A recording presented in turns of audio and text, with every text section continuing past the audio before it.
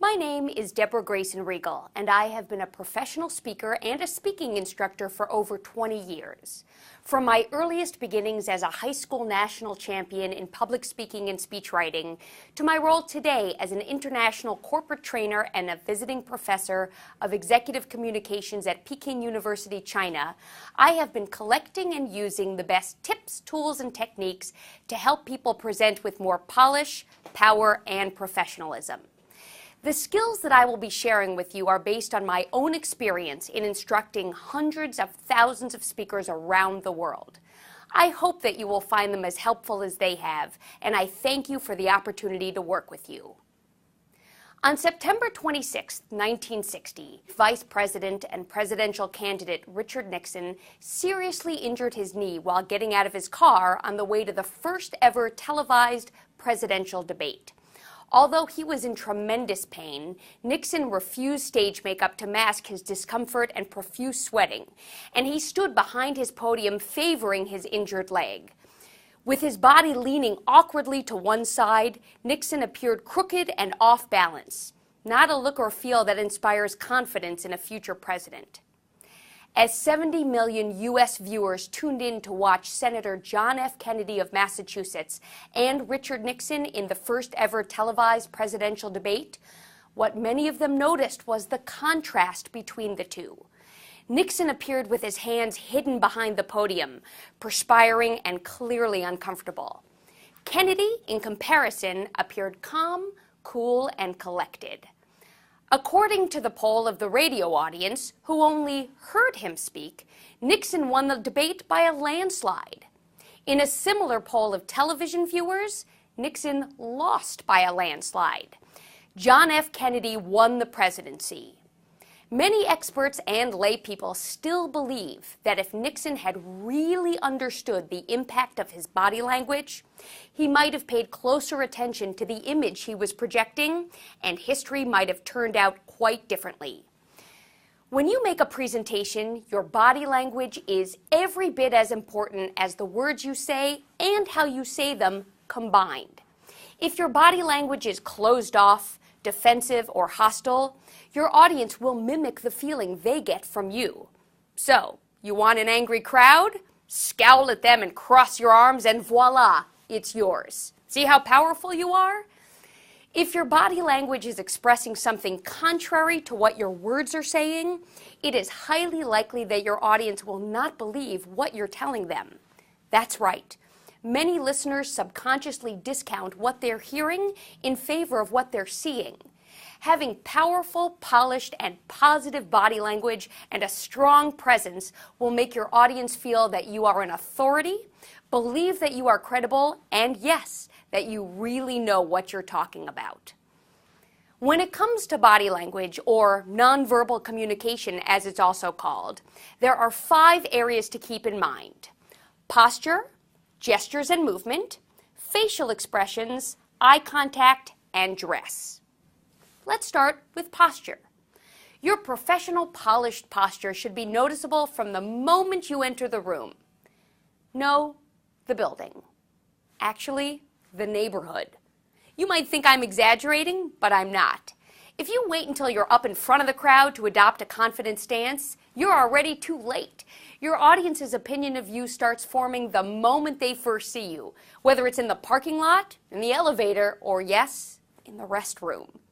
Remember to adopt your refined but relatable speaker persona as soon as you are within eyeshot or earshot of your audience members.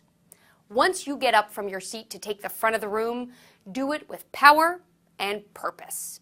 Stride confidently with head held high to the front of the room and stand with your feet hip distance apart. Practice this in a mirror first. Many of us, both men and women, over or underestimate how far apart our hips are. Overestimate the width and you'll be standing like a cowboy. Underestimate and you'll risk toppling over.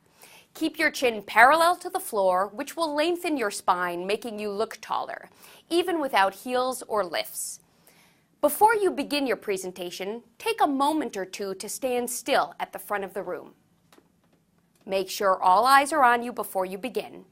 And once you know that you have everybody's attention, the floor is yours. Let's move on to gestures.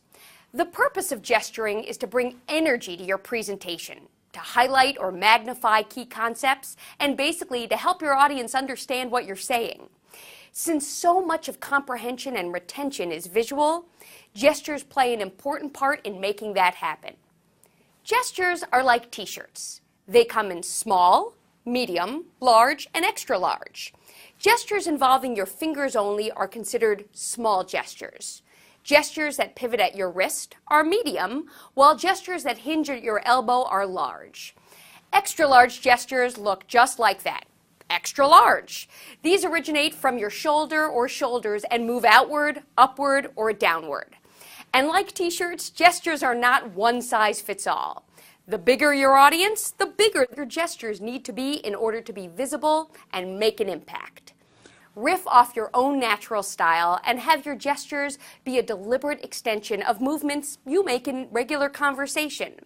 Keep your hands free at your sides so they can gesture naturally. When gesturing, you want to keep two guidelines in mind.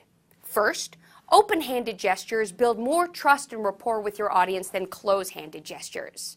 When your audience can see your palms, they subconsciously register that you have nothing to hide, nothing up your sleeve. So while you might occasionally use a closed-handed gesture to make a particular point, the majority of your hand movements should allow the audience to see those palms. The second guideline is to avoid crossing the midline of your body with your arms. Crossing your arm creates a wall between you and your audience, and you look defensive. Avoid this unless you're an experienced speaker who's using it purposefully. You also want to avoid the one-armed half hug. By holding yourself in this position, you're telling the audience, I'm so uncomfortable right now that I need a hug, so I'm giving one to myself. That doesn't inspire confidence, does it? Other gestures to avoid include pointing, which can be seen as threatening or accusatory, the bent elbow robot arm stance, which makes you look stiff and nervous, and the pizza pie, wildly gesticulating arm movements, which makes you look overly emotional and out of control. And the gym teacher, hands-on hip stance, which makes your audience feel like they're about to get detention. Your gestures need to go hand in hand, no pun intended, with the rest of your body movements. Here is a principle for knowing when to walk and when to keep still. Walk only when you are making a transition to a new idea that you want to share with a new person. That means you won't be wandering around aimlessly mid-sentence. You'll be walking at the beginning of a paragraph. Chances are you've known how to walk since you were a baby, but walking in a presentation is for grown-ups only. Take 3 steps. That's it. And when you take those 3 steps, align your eye contact, hand, and leading foot all together. Make your movements purposeful. Don't wander. Instead, you should stride to make a point. Try to avoid rocking back and forth, which may make you look nervous. Keep your feet firmly planted. Don't lean on a podium or become frozen behind it. If you must use one, make sure not to seize the sides with a white-knuckle grip. Stand up tall, behind it, or on a riser if necessary. Also remember not to turn your back to the audience. If you have to move backwards in order to connect with audience members on the side or behind you, move backwards discreetly at a diagonal or by gradually stepping back as you emphasize key points. Now, our bodies aren't just neck down. The way that we use our eyes and our face can make a tremendous impact on our presentation. When it comes to eye contact, you want to aim for not too long and not too short. Eye contact that is too short appears as though you are watching the audience watch you, and you fear that you're about to get caught doing something. Don't get caught scanning the audience. Aim to have meaningful eye-to-eye connection with one person at a time. How long is long enough? Practice making eye contact for 3 to 6 seconds. It may sound short, but it's just the right amount of time to convey one idea to one person and then move on. When it comes to making good eye contact, preparation helps. If you're looking down at your notes or behind you at the approved speaker slide deck the entire time, you'll miss a great opportunity to connect and build rapport with your audience. Use your eye contact to give you feedback on what the audience is feeling and doing. Are they following you? Are they bored? Are they confused? Be confident enough in your presentation to be able to adjust to what your eyes are telling you. Body language isn't just for delivering a presentation, it's for reading the audience all along the way. No matter how large your group is, make every effort to connect your eyes with people, not regions of the room. Your audience will know the difference. Of course, facial expressions can be hard to see in large groups. Practice a normal facial expression in front of a mirror, and then make it more and more exaggerated until it is something that could be seen by the number of people that will be in your room. The most effective, all-purpose facial expression is the genuine smile. A real smile engages your zygomaticus muscles, the ones that cause laugh lines at the eyes, not that you or I have those, of course. A good smile will put your audience and yourself at ease. You can also watch yourself in a mirror to make sure you aren't making facial expressions that are contrary to your message.